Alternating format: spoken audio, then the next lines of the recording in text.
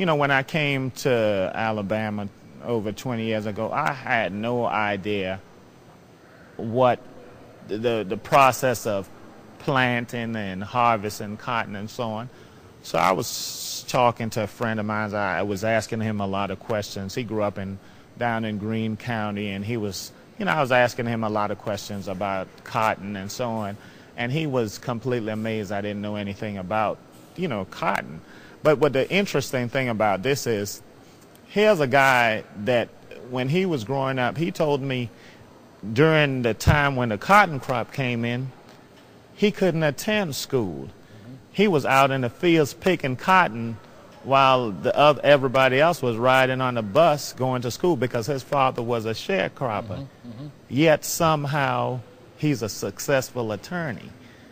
And the point is that we spend so much time talking about a lot of negative things that you don't hear the stories about people who have overcame obstacles to be successful.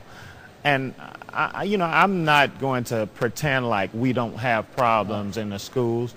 I'm not going to pretend that there's not problems with economic development.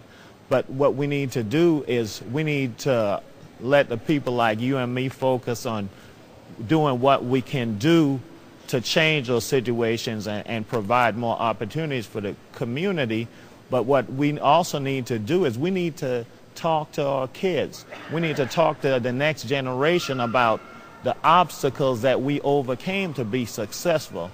I don't think there's a child in high school right now that has to miss a day of school because the cotton crops came in. Right. So then if this guy can become a successful attorney despite the fact that, you know, that he had to miss school to stay out in the fields and pick cotton, I don't think that our kids today should have any excuse.